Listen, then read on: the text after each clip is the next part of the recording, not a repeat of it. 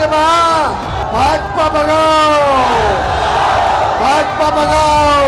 हालांकि 5 साल सरकार चलना चाहिए, लेकिन बताइए 3 साल में 3 बार शपथ ले, 20 में शपथ लिए, फिर 22 में शपथ लिए, फिर 24 में शपथ लिए और अभी भी 2 साल बाकी है। हमको अपने लिए कुछ नहीं चाहिए, लेकिन एक बात किसी से भी पूछिएगा, इतना साल से नीतीश जी मुख्यमंत्री हैं, अब उनसे बिहार नहीं चलने वाला है।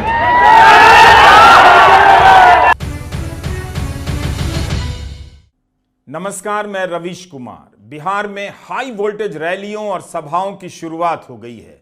तेजस्वी यादव की जन विश्वास यात्रा में आने वाली भीड़ बिहार की राजनीति में चर्चा का विषय बन गई है। तेजस्वी यादव 20 फरवरी से ही जन विश्वास यात्रा पर निकले हैं। पहले उन्होंने सभाएं की, मगर अब रोड शो करने लगे हैं। अखबारों में चर्चा है कि इतनी भीड़ हो जा रही है कि संभालना मुश्किल होता जा रहा है।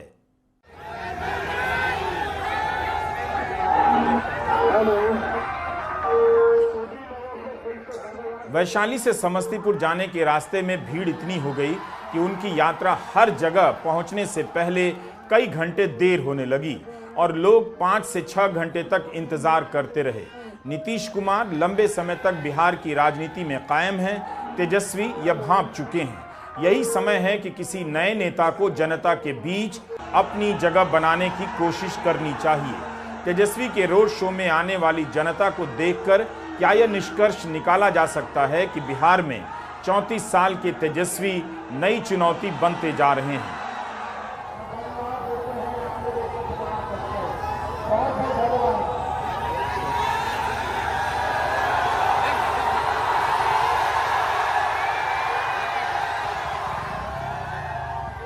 बिहार की जनता तेजस्वी यादव को कैसे देख रही है, लेकिन इससे भी बड़ा सवाल है कि बीजेपी इस तेजस्वी यादव को कैसे देख रही है।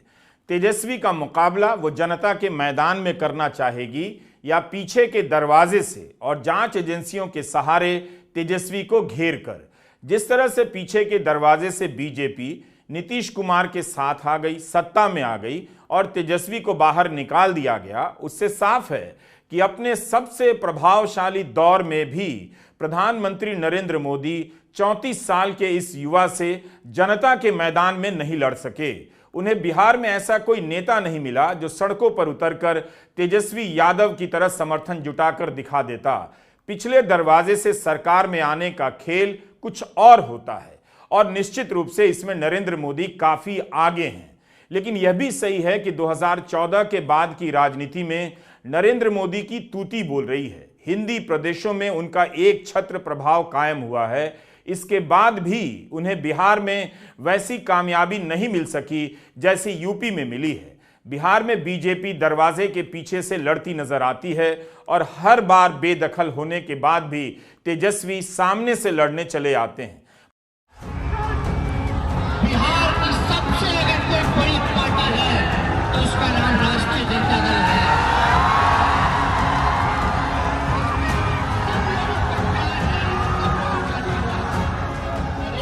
इस बार तेजस्वी कुछ नया करते लग रहे हैं। हवा में हाथ घुमाते ही जनता भी हाथ घुमाने लग जाती है। तेजस्वी पहले ऐसा नहीं किया करते थे, मगर इस बार की सभाओं में उनका हवा में हाथ घुमाना अपने आप में राजनीतिक स्लोगन बन चुका है। जनता इंतजार करती है कि तेजस्वी कब हवा में हाथ घुमाएंगे और वह भी साथ साथ दोहराएगी। इस एक करतब से वहां मौजूद जनता और नेता के बीच संवाद और रिश्ता स्थापित हो जाता है। इसके लिए माइक की जरूरत नहीं पड़ती, ना नारों की। आमतौर पर रोड शो में स्थायी रूप से लाउडस्पीकर नहीं होते हैं। व्यवस्थित रैलियों की तरह सभी तक आवाज नहीं पहुंच रही होती है। हो सकता है कि हाथ घुमाकर तेजस्वी ने अपनी बात पहुंचाने का कोई नया तरीका निकाला हो, जो लोगों को दिखाई भी दे रहा है और लोग भी हवा में हाथ घुमाने लग जाते हैं। तेजस्वी का गला बैठ चुका है। हाथ घुमाकर तेजस्वी यह बताना चाहते हैं कि वे बीजेपी से लड़ सकते हैं। उनकी सभा में आई जनता बीजेपी से लड़ सकती है।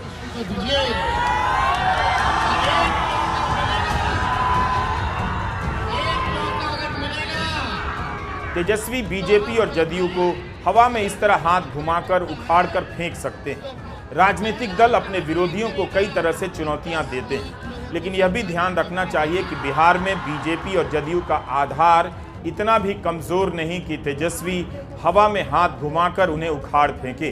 बिहार की लड़ाई का पलड़ा अभी भी बीजेपी और जदयू की तरफ ही झुका है, लेकिन सवाल उठता है कि क्या बिहार में बीजेपी का कोई भी नेता तेजस्वी की तरह रोड शो कर सकता है, जनता के बीच जाकर इस तरह तेजस्वी को ललकार सकता है। इसके बाद भी तेजस्वी का हवा में हाथ घुमाना एक नई राजनीतिक देह भाषा का रूप लेता जा रहा है। जिस तरह से विपक्ष हताश, निराश और परास्त हो चुका है, उसके खेमे के बीच से 34 साल का एक नौजवान नेता उठ खड़ा हुआ है और चुनौती देने के अंदाज में हवा में हाथ भांज रहा है। दो बार बिहार में उप मुख्यमंत्री की कुर्सी तक पहुंचने के बाद सत्ता से बाहर कर दिए गए तेजस्वी यादव का यह जोश बता रहा है कि वे बिहार की राजनीति में टिकना चाहते हैं, लड़ना चाहते हैं। राजनीति में नेता बहुत तेजी से पुराने होते जाते हैं, मगर अपने इन्हीं नारों और कर्तव्यों से वे खुद को नया भी करते रहते हैं। तेजस्वी का हवा में हाथ भांजने का अंदाज ठीक वैसा ही है जैसे अखाड़े में कोई नया पहलवान किसी दूसरे शहर से आ गया है।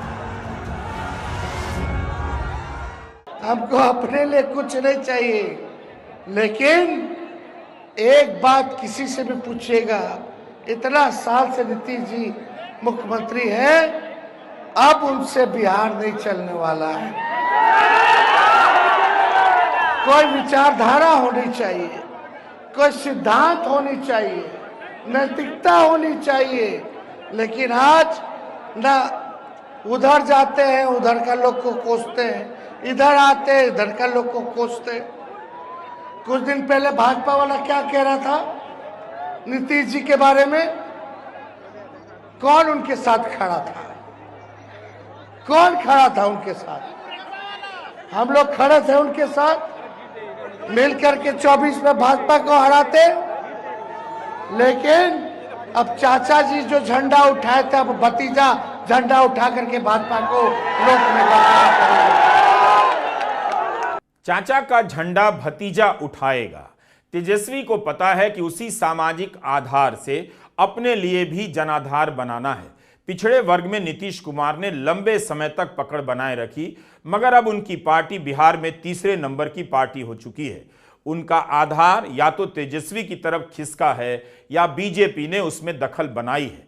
तेजस्वी को पता है कि बचा खुचा आधार अगर उनकी तरफ आएगा तो वे बिहार में एक नया समीकरण बना सकते हैं, पार्टी को बढ़त दिला सकते हैं। इसलिए नीतीश कुमार के प्रभाव वाले क्षेत्र में उन्होंने चाचा की राजनीति की विरासत पर अलग तरह से दावा किया। चाचा का झंडा भतीजा उठाएगा। यह एक राजनीतिक समझदारी भी कही जा सकती है कि वे उस वोट बैंक से नहीं लड़ रहे जो नीतीश कुमार के साथ है, बल्कि उसके नए ध्वजवाहक के रूप में खुद को पेश कर रहे हैं। मीडिया तेजस्वी को मुस्लिम यादव समीकरण माई के खांचे में ही देख रहा है, लेकिन तेजस्वी ने एक नया माई बाप खोज लिया है। वे माई की जगह बाप की बात करने लगे हैं। बहुजन, अगड़ा, आधी आबादी और गरीब पुअर जो है माई की पार्टी है, एनवाई की पार्टी है। हम कहना चाहते हैं माई के साथ साथ बाप की भी पार्टी है। ये बाप की पार्टी कैसे है? बी से बहुजन, ए से आगरा, ए से आधी आबादी और पी से पुअर, पुअर मतलब गरीब। तो ये सब A to Z वाले लोग हैं। सभी बहुजन आ गए, सभी अगरा लोग आ गए, आधी आबादी हमारी महिला आ गई और सभी पुअर हमारे गरीब आ गए। ये माई के साथ साथ बाप की भी पार्टी है।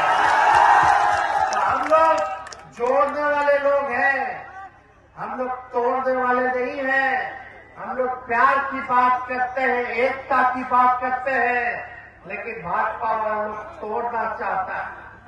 तेजस्वी की सभा में दिखने वाली भीड़ क्या कोई लहर है?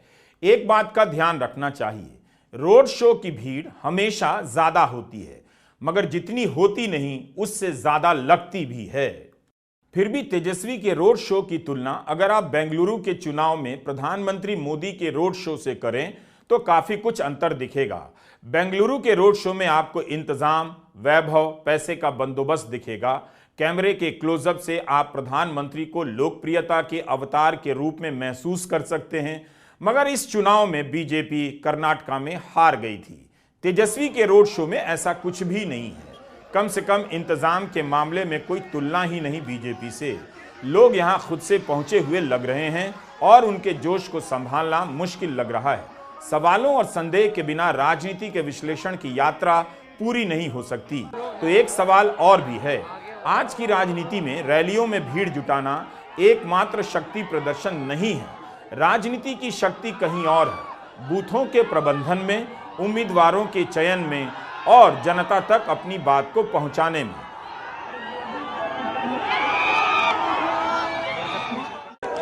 इतनी बड़ी संख्या में आप सब लोग यहाँ उपस्थित हैं। हम आप लोगों के बीच आए हैं आप लोगों का आशीर्वाद लेने के लिए, आप लोगों का समर्थन लेने के लिए। आगे लड़ाई लड़ना है तो आपसे विश्वास चाहते हैं, इसलिए जन विश्वास यात्रा में हम पूरे बिहार के जिला में जा रहे हैं। तो आपका विश्वास मिलेगा। दोनों हाथ उठा के बोलिए, ताकत दीजिएगा। तो आगे का लड़ाई लड़े ना, तो लड़ाई में आप लोगों का साथ मिलेगा। तो तेजस्वी आपके लिए जान बिताने के लिए हटेगा। मत बिटेंगे, आपकी लड़ाई को लड़ते रहेंगे जब तक अंतिम मंजिल पर मुकाम पर हम न ले जाए। क्या तेजस्वी यादव हर बूथ पर प्रबंधन के मामले में बीजेपी का मुकाबला कर सकेंगे? जैसा कि दावा किया जाता है कि बीजेपी का कार्यकर्ता घर घर जाता है, क्या तेजस्वी का कार्यकर्ता घर घर जाकर अपने वोटर को समझा पाएगा, मतदान केंद्र तक ला पाएगा? असली लड़ाई वहां है। फिर भी अपनी सभा में भीड़ खींचकर तेजस्वी ने इतना तो दिखाया है कि वे लड़ने के काबिल हैं। बीजेपी भी तेजस्वी की सभा को गौर से देख रही होगी, उनकी गलतियों पर नजर रख रही होगी। अभी देखना बाकी है कि बीजेपी की तरफ से कौन नेता इस तरह रोड शो पर निकलता है और तेजस्वी को चुनौती देता है। क्या इस भीड़ से यह समझा जाए कि बिहार में 34 साल के तेजस्वी के नेतृत्व में कोई नया राजनीतिक परिवर्तन होने जा रहा है?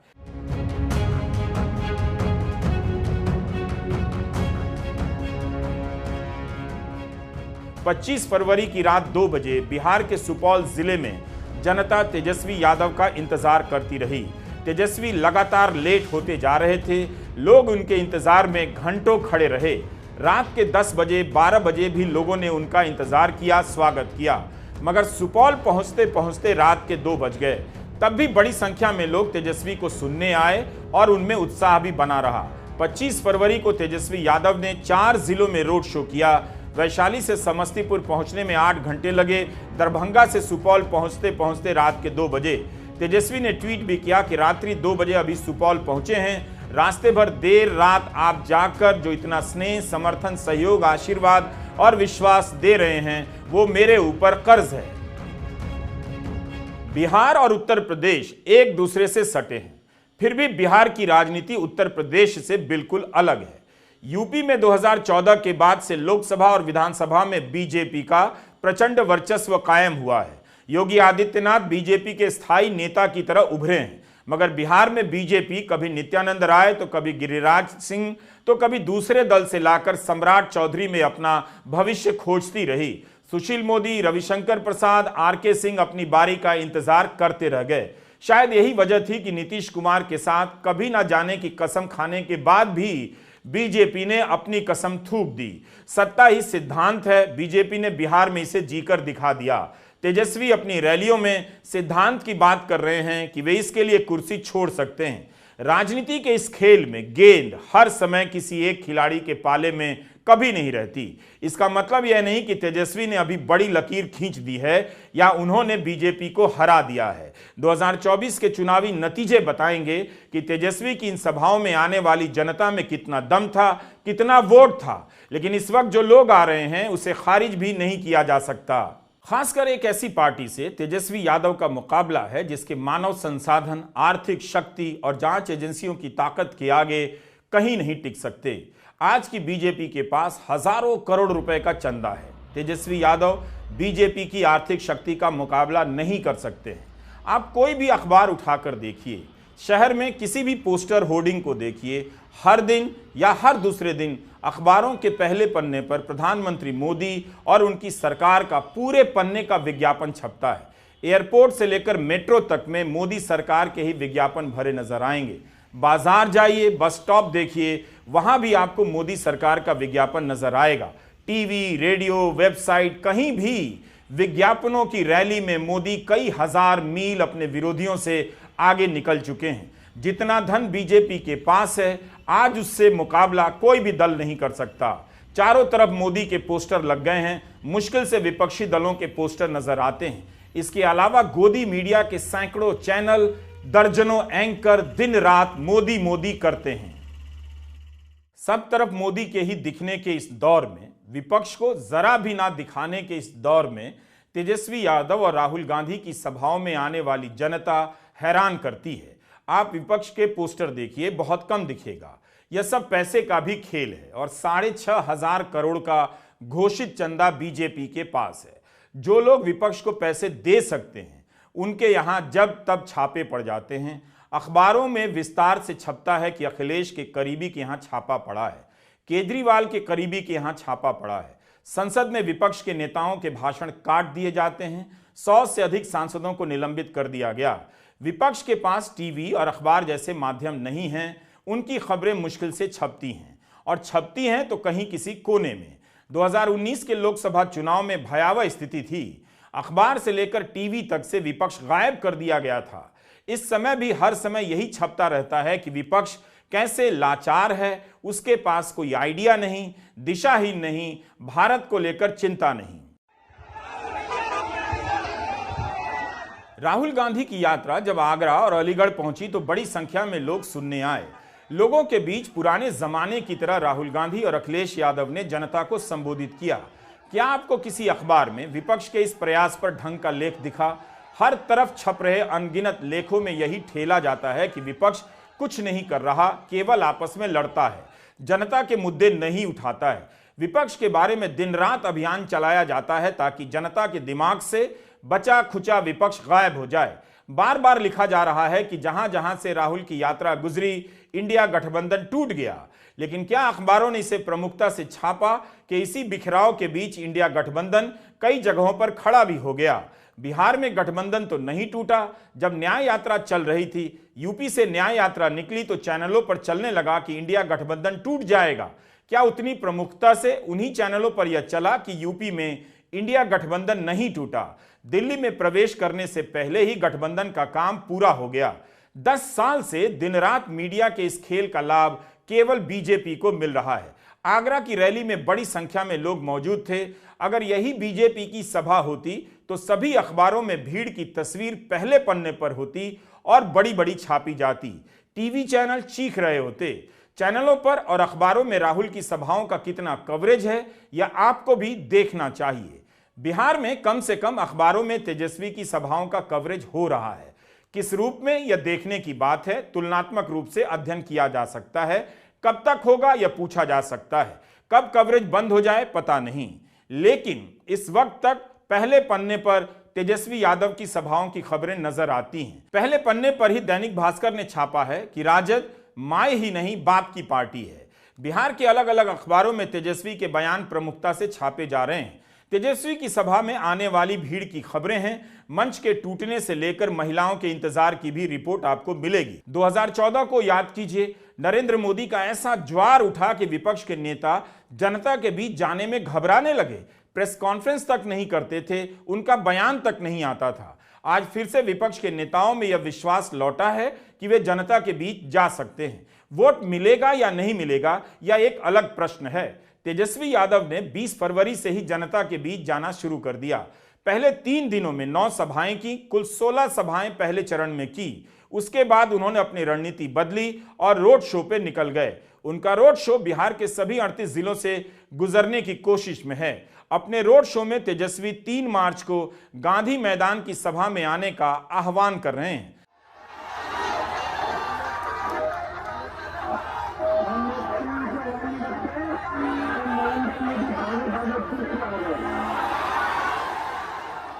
अट्ठाईस जनवरी को बिहार में सरकार गिरी थी। 20 फरवरी को तेजस्वी यादव जन विश्वास यात्रा पर निकल गए। 2 चरणों की यात्रा में तेजस्वी बिहार के भीतर 2600 किलोमीटर की दूरी तय करने वाले हैं। इस दौरान वे बिहार के कई जिलों से गुजर चुके हैं। बक्सर, रोहतास, गया, नालंदा, जहानाबाद, वैशाली, समस्तीपुर, मधुबनी, दरभंगा, मुजफ्फरपुर, सीतामढ़ी, शिवहर, मोतिहारी, बेतिया, गोपालगंज और पूर्णिया में सभाएं करेंगे। सभाएं हो चुकी हैं। वहां से आने वाली तस्वीरों से तेजस्वी समर्थकों के अलावा विपक्ष से उम्मीद करने वाले काफी उत्साहित नजर आने लगे हैं। एक दिन में 3-4 जगहों पर तेजस्वी यादव सभाएं कर रहे हैं, भाषण दे रहे हैं। 22 फरवरी को सिवान, छपरा, आरा गए तो 24 फरवरी को गया, नवादा, नालंदा, जहानाबाद गए। तेजस्वी बिहार की राजनीति में नई सोच, नया बिहार बनाने के नारे के साथ स्थापित करने का प्रयास कर रहे हैं। नवादा की सभा में तेजस्वी खास तौर पर जोर देने लगे कि वे सभी के हैं, किसी के खिलाफ नहीं हैं। तो सम्मान देंगे, सबको लेकर चलेंगे, चाहे अगड़े भाई हो, चाहे पिछड़ा भाई हो, चाहे अति पिछड़ा भाई हो, हमारे अल्पसंख्यक भाई हो, चाहे महादलित भाई हो या आदिवासी भाई हो, सब लोगों को हम लोग सम्मान देने का काम करेंगे, साथ लेकर के चलेंगे। तो भाजपा के भगावे के बाद रवा लोग तैयार बाड़ा के ना, तो एक बार पट्टा चला, एक बार पट्टा पहुंचिएगा तो उसी दिन से सरकार का पतन शुरू हो जाएगा। तो इस बार गरीब का राज लाना है ना, इस बार अपना सरकार लाना है ना, तो आप लोग आइए, पट्टा हम इंतजार करेंगे आप सब लोगों का। मगर तेजस्वी यादव की इन सभाओं से उत्साहित होने से पहले बिहार के राजनीतिक यथार्थ से मुंह नहीं मोड़ा जा सकता। अगड़ी जातियों में विश्वास बनाने के साथ साथ तेजस्वी को उन पिछड़ी जातियों में भी भरोसा हासिल करना होगा जो बीजेपी और नीतीश कुमार के साथ हैं। हिंदू अखबार में अमित भेलारी ने रिपोर्ट किया है कि मुजफ्फरपुर की सभाओं में केवल यादव और मुसलमान नहीं थे, निषाद, लोहार, पासवान सहित आर्थिक रूप से कई पिछड़ी जातियों के लोग तेजस्वी के लिए नारे लगा रहे थे। इन सभाओं में युवाओं और महिलाओं की खासी मौजूदगी देखी जा रही है। अगर तेजस्वी यादव बिहार में बीजेपी को रोकने में सफल हो जाते हैं तो 2024 में तेजस्वी सबसे बड़ी कहानी बन जाएंगे, और सफल नहीं हुए तब भी अपनी इन कोशिशों से याद रखे जा सकते हैं कि सत्ता से बाहर कर देने के बाद भी उन्होंने मजबूती से लड़ाई लड़ी। देखिए, इस यात्रा का मैं 20 तारीख से हिस्सा रहा हूं और संभवतः मैं इतने वर्षों से राजनीति में हूं, कई जगह देखा है ये उभार लोगों का स्वतः स्फूर्त, बल्कि भीड़ कहने का दिल नहीं करता है, मैंने नहीं देखा। तेजस्वी जी अब तक 22 जिले कवर कर चुके हैं और हर जिले में पहले सभाएं हुई, सभाओं के बाद ये तय पाया गया कि 3 तारीख की रैली के मद्देनजर अब हम रोड शो करेंगे। पटना से चल करके कल सुबह जब हम 10 बजे चले पटना से, हम सुपौल पहुंचे हैं रात्रि के 2:30 बजे। इससे आपको अंदाजा लग जाएगा कि इस यात्रा का व्याकरण क्या है। इसमें जो हमको सोचते थे कि हमारे जो पारंपरिक वोटर हैं, हर जाति, हर समुदाय की भागीदारी है, सबसे ज्यादा युवाओं की भागीदारी है, महिलाओं की। रात में 1:30 बजे भपटियाही में मैंने महिलाओं को खड़ा देखा, तो ये अपने आप में एक संकेत है एक बदलाव का। देखिए, कई लोगों कहते हैं कि अरे ये क्या बात हुई, ये क्या। सच तो ये है कि तेजस्वी जी ने यहाँ का व्याकरण बदल के रख दिया है। लोग यहाँ मंदिर, मस्जिद, गुरुद्वारा नहीं सुनना चाहते। आप वो व्यक्तिगत आस्था का विषय, नौकरी, हर रैली में नौकरी मतलब तेजस्वी, भरोसा मतलब तेजस्वी, बेहतर अस्पताल मतलब तेजस्वी। ये जो सरोकार की राजनीति है, जिसमें जो हमारे, जिसको हम कहते हैं कि उस तरह के वर्कर, स्कीम वर्कर्स, आशा, आंगनवाड़ी, ममता, रसोईया, उनके मानदेय बढ़ोतरी की बात हो रही है। तो मैं समझता हूं कि ये जो राजनीति में एक बदलाव आया है, यहाँ की सभाओं में, तेजस्वी जी की भाषा में, तेजस्वी जी को जो लोग स्वीकार करते हैं, ये बदलाव लोकतंत्र के लिए उचित है, बिहार के लिए उचित है, और इसके सकारात्मक परिणाम लोकसभा से लेकर के विधानसभा चुनाव, चाहे वो जब भी हो, वो आपको बड़े पैमाने पर एक बदलाव की बयार आपको दिखेगी। 3 मार्च को तेजस्वी यादव की गांधी मैदान में सभा है। 2 मार्च को प्रधानमंत्री नरेंद्र मोदी औरंगाबाद और बेगूसराय में सभा करने वाले हैं। 5 मार्च को पालीगंज में अमित शाह की सभा है। फरवरी के अंत में राजनाथ सिंह की भी सीतामढ़ी और दरभंगा में सभा हो सकती है। बीजेपी के नेता और उप मुख्यमंत्री सम्राट चौधरी ने कहा है कि प्रधानमंत्री मोदी अगले 10 दिनों में बिहार के लिए 2 लाख करोड़ की परियोजनाएं शुरू करने वाले हैं। इनमें 70,000 करोड़ की रेल परियोजनाएं होंगी। यह भी बड़ा सवाल है कि क्या बीजेपी इस बार नीतीश कुमार को अपना चेहरा बनाकर लड़ेगी, उन्हें आगे करेगी, या सरकार अपने हाथ में लेकर नीतीश कुमार की विदाई का भी इंतजाम कर देगी। प्रधानमंत्री की रैलियों और बीजेपी के पोस्टर पर नीतीश कुमार को कितनी जगह मिलती है, जल्दी पता चलेगा। बिहार के मैदान में इस बार लड़ाई घमासान होने जा रही है। बिहार में केंद्र और राज्य की सरकार, इनके द्वारा लाखों करोड़ों की योजनाओं के सपने, हजारों करोड़ चंदे से लैस बीजेपी के सामने 34 साल का एक लड़का है और उसकी पार्टी है। सामने 73 साल के चिर युवा प्रधानमंत्री हैं, जो इस उम्र में एडवेंचर स्पोर्ट्स भी कर रहे हैं। समुद्र तल में बैठे प्रधानमंत्री के इस वीडियो को लेकर ट्विटर पर न जाने क्या क्या लिखा जा रहा है। समंदर के नीचे भी पूरा इंतजाम है और इत्मीनान है, दिखाया जा रहा है। क्या वे इलेक्टोरल बॉन्ड के फैसले को लेकर ध्यान कर रहे हैं? क्या चंडीगढ़ में उनकी पार्टी ने लोकतंत्र की हत्या करते हुए पकड़ी गई, उसका प्रायश्चित कर रहे हैं? पीएम के मन की बात कौन जान सकता है। इस वीडियो में प्रधानमंत्री को देखकर लगता है कि वे तेजस्वी या राहुल के रोड शो से बिल्कुल परेशान नहीं हैं। क्या भारत जैसे देश के प्रधानमंत्री के पास इतना वक्त है कि उन्हें समंदर की गहराई में ले जाने के लिए इतना तामझाम किया जा रहा है? कुछ ही दिन पहले तो लक्षद्वीप में उन्होंने समंदर में गोते लगाए, इसे स्नॉर्कलिंग कहते हैं। ऐसा लगता है कि प्रधानमंत्री खुद ही अपने फोटो और पोज से ऊब जाते हैं। वे हर समय नया नया एंगल, नया नया पोज खोजते रहते हैं। फाइटर प्लेन में भी उड़ान भर चुके हैं। ऐसे तो उनके लिए चांद पर उतर जाने के अलावा अब कोई दूसरी जगह नहीं बचती है। हाँ, अगर माउंट एवरेस्ट पर जाकर तस्वीर खिंचाने का इरादा हो तो मैं कुछ नहीं कह सकता, मगर केदारनाथ के कृत्रिम गुफा में तपस्या तो कर ही चुके हैं। बाकी क्या है? प्रधानमंत्री की ये तमाम तस्वीरें अपने आप में किसी रोड शो से कम नहीं। जो जनता घर से नहीं निकलती है, वह भी दिन रात प्रधानमंत्री को ही अलग अलग मुद्राओं में देखते रहती है। भारत के किसी भी प्रधानमंत्री की इतनी तस्वीरें नहीं होंगी जितनी प्रधानमंत्री मोदी की हैं। अनगिनत तस्वीरों का 7 महासागर बनाने के बाद भी एक एक तस्वीर के लिए वे सागर तल में बैठे नजर आ रहे हैं। यहां वे अकेले शांत नजर आ रहे हैं, मगर उनके समर्थकों की गहराई का अंदाजा लगाना मुश्किल है। उनका भी वोटर फिक्स है। हाउसिंग सोसाइटी के अंकिल तो सदा के लिए फिक्स हो चुके हैं। मगर एक सवाल है, जब सब फिक्स हैं तब प्रधानमंत्री इतना सब क्यों कर रहे हैं? हर दिन उद्घाटन, हर दिन भाषण, हर दिन विज्ञापन और हर दिन जनता को फ्री में राशन। विपक्ष के लिए चुनौती तो यही है कि जिस चुनाव का रिजल्ट घोषित किया जा चुका है, अखबारों में एक बार नहीं कई बार लिखा जा चुका है कि मोदी सरकार तीसरी बार वापसी कर रही है, उसके बाद भी विपक्ष हताश नजर नहीं आ रहा, वह लड़ता हुआ नजर आ रहा है। किसी ने तेजस्वी यादव की जीत की भविष्यवाणी नहीं की है। जीत की भविष्यवाणी केवल बीजेपी की जा रही है। तेजस्वी यादव हो या राहुल गांधी हो, 2014 के बाद से मोदी के सामने इन लोगों ने लगातार बड़ी हार का सामना किया है। मोदी के पास जो आर्थिक संसाधन है, मीडिया है, मानव संसाधन है, इन नेताओं के पास उसका 10वां हिस्सा भी नहीं है। इसके बाद भी राहुल गांधी हर दिन कम से कम 100 किलोमीटर की यात्रा कर रहे हैं। तेजस्वी यादव भी 110 किलोमीटर की यात्रा कर रहे हैं।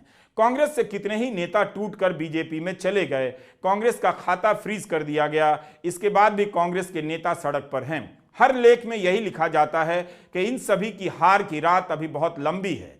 मोदी को विजयी मानकर अंग्रेजी हिंदी के संपादक फाइनल जजमेंट लिख चुके हैं। यही नहीं, तीसरे कार्यकाल में मोदी को क्या क्या करना चाहिए इसका भी आइडिया दे रहे हैं। जिस मोदी ने 10 साल तक इन संपादकों के साथ एक भी प्रेस कॉन्फ्रेंस नहीं की, वही संपादक मोदी को आइडिया दे रहे हैं कि तीसरे कार्यकाल में उन्हें क्या करना चाहिए। ऐसे में विपक्ष के पास नए नए तरीके से संवाद करने के अलावा कोई रास्ता नहीं बचता। उसे जनता के बीच जाना ही होगा और जनता से बात करने के नए नए तरीके निकालने पड़ेंगे। तो सबसे पहले उसको इधर दिखाओ, उधर दिखाओ, ऊपर दिखाओ, नीचे दिखाओ। ये जो मैंने अभी यादव जी के साथ किया, ये काम नरेंद्र मोदी जी देश के साथ कर रहे हैं। उधर देखो, उधर देखो, ऊपर देखो, थाली बजाओ, फोन की लाइट जलाओ, ये मोदी जी कर रहे हैं। ठीक है भैया, अब एक और आदमी आओ, ऊपर आ जाओ। ठीक है, अब ये देखो, ये अब इनकी जेब काटेगा। ठीक है भैया, यादव जी आप उधर देखो, भैया आप इसके जेब में हाथ डालो, जेब में, ये देखो, ये जेब काट रहा है, इसका नाम अदानी। भैया तीसरा आया ऊपर। अच्छा भैया, इसमें एक डंडा दो, इसको एक डंडा दो, ये डंडा दो, ये भैया झंडा हटाओ, ये डंडा दो इसको, बढ़िया। अच्छा ऐसा डंडे को हाथ उठाओ, ये देखो भैया, ये अमित शाह डंडा लिए, ये मोदी जी, अदानी जी, अमित शाह जी, ये सीबीआई, ईडी, इनकम टैक्स, ये उसका डंडा है। अगर किसी ने ये चोरी बंद करने की कोशिश की तो अमित शाह डंडा मारेगा। अदानी जी लगे हुए, देखो कितना अच्छा सूट पहने, और ये बेचारा गरीब जिसके जेब में से 24 घंटा पैसा छीना जा रहा है, पेट्रोल से पैसा छीना जा रहा है, बिना रोजगार नहीं दिया जा रहा, ये काम हो रहा है। अगर इसी तरह से प्रधानमंत्री मोदी ने किसी से बातचीत की होती तो हर संपादक, हर एंकर ट्वीट करता कि जनता से संवाद करने के मामले में मोदी का जवाब नहीं। वे विपक्ष के नेताओं की मास्टर क्लास ले सकते हैं, इसीलिए मोदी मोदी हैं। मगर राहुल राहुल हैं, तेजस्वी तेजस्वी हैं। उन्हें समझ लेना होगा कि अखबार और टीवी उनके लिए नहीं है, उन्हें ऐसी जगह अब नहीं मिलेगी। तेजस्वी की सभा में जनता आ रही है, क्या यह गौर करने की बात नहीं है?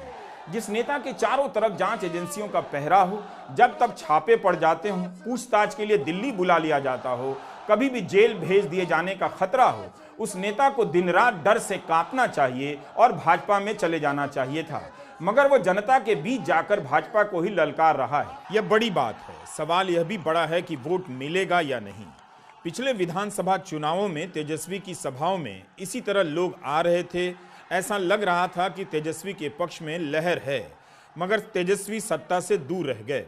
इसके बाद भी तेजस्वी यादव की पार्टी बिहार में पहले नंबर की पार्टी बनी। बीजेपी एक सीट कम पाकर दूसरे नंबर की पार्टी बनी, लेकिन नीतीश कुमार से हाथ मिलाकर बीजेपी और जदयू की सरकार बन गई।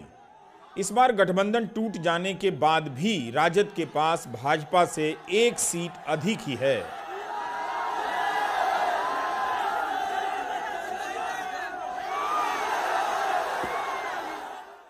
नीतीश कुमार और तेजस्वी यादव का साथ आना बीजेपी को परेशान कर रहा था। अब नीतीश कुमार फिर से बीजेपी के साथ हैं। क्या तेजस्वी यादव बीजेपी के लिए बड़ी चुनौती बन जाएंगे? तेजस्वी के बारे में इतना तो कहा ही जा सकता है कि वे नीतीश की तरह बीजेपी में नहीं जाएंगे। अभी तक जो उनकी राजनीति रही है उससे ऐसा नहीं लगता। उनकी राजनीति या बयानों से या चुप्पियों से ऐसा नहीं लगता कि कमलनाथ की तरह कभी भी बीजेपी में जा सकते हैं। मिलिंद देवड़ा, अशोक चौहान की तरह बीजेपी में चले ही जाएंगे। वे बीजेपी में जाने के बजाय जनता के बीच जा रहे हैं। तेजस्वी ने 28 जनवरी को बिहार विधानसभा में कहा था, जब समय आएगा तब तेजस्वी आएगा। क्या उनकी सभाओं में उमड़ रही भीड़ किसी तरह से इशारा कर रही है कि तेजस्वी का समय आने वाला है? नमस्कार, मैं रवीश कुमार।